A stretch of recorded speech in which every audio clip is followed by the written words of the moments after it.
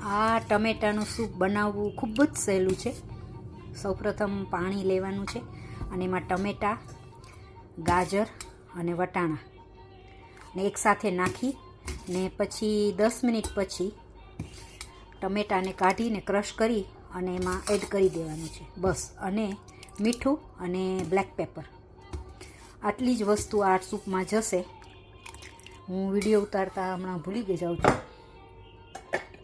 અને એને French bread સાથે ખાવાનું છે, ફૂલ બટર સાથે. તો આ ટમેટાં, વટાણા, ગાજર અને ટમેટાં,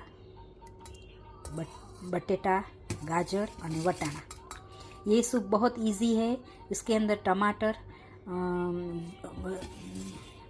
पोटैटोस, आलू, कैरेट्स, गाजर एंड ग्रीन पीस, ये वटाना, ये डालकर फिर उसको उबालकर उसके अंदर हिमालय सॉल्ट और ब्लैक पेपर और ये ब्रेड के साथ खाना है.